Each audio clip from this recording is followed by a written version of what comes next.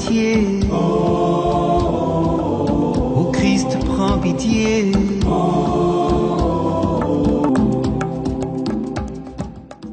Chers amis téléspectateurs, nous contemplons avec vous ce 14 octobre la figure du Saint-Pape Callixte Ier. La vie de Callixte se situe au tournant du IIIe siècle. Né vers la fin du IIe siècle, il meurt au début du IIIe siècle. L'histoire n'a de certitude que quant à l'année de sa naissance au ciel, l'an 222. Cette naissance au ciel fut précédée par une existence pieuse et laborieuse qui fit du Saint-Pape Callixte un exemple vivant pour l'Église. Pendant fort longtemps, Callixte est resté esclave d'un riche homme d'affaires nommé Carpophore. Carpophore, le maître du futur pape, était chrétien et avait très tôt reconnu les talents de son esclave. Pour cela, il l'avait, au nom de la confiance, chargé de l'administration des finances et de la banque. Quelques années plus tard, l'honnête gérant fut victime d'un sinistre dans sa gestion et, les affaires ayant mal tourné, il fut emprisonné. Fort heureusement, les témoignages de plusieurs citoyens mirent en évidence sa loyauté et son honnêteté et il fut libéré. Cependant, l'horizon ne tarda pas à s'assombrir devant lui car il fut dénoncé comme chrétien et soumis à l'atrocité des travaux forcés dans les mines de Sardaigne. Callixte finit par recouvrer sa liberté et croisa le chemin du pape Saint-Zéphirin.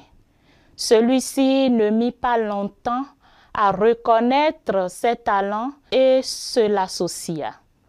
Et puisque l'opinion favorable des fidèles s'accordait avec l'estime que Zéphirin avait pour le gérant vertueux, le pape l'éleva à l'ordre. Dans son nouveau ministère, Callixte dut se montrer plus vigilant et plus ingénieux, notamment à travers les fins soins dont il entourait le cimetière de Callixte, de la voie à Pia, cimetière des chrétiens de cette époque. L'estime que l'on avait pour lui n'en fut qu'une plus accrue. Aussi, à la mort de Zéphirin, par un vœu unanime, le clergé et le peuple lui donnèrent Callixte comme successeur. Son pontificat ne souffrit d'aucune légèreté. Il traita les questions les plus difficiles avec un tact sûr, avec une prudence éclairée, une fermeté paisible. Il œuvra en sorte qu'aucune révolte n'éclata. En guise d'exemple, nous notons que Callixte Ier sut tenir le juste milieu entre les subordinatiens qui rejetaient l'égalité des trois personnes divines et leur unité de nature, et les sabelliens qui niaient la distinction de ces mêmes personnes.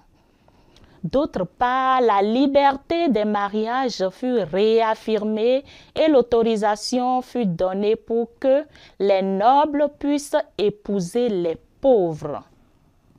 Pour la gloire de ton nom et pour le salut des âmes, Saint Callixte s'est entièrement dévoué. Que l'exemple de son zèle enflamme nos cœurs de dévotion pour ton saint nom. Saint Pape Callixte Ier, priez pour nous. Oh, tous les saints, priez pour nous. Oh, tous les saints, priez pour nous. Ô Seigneur, prends pitié. Oh,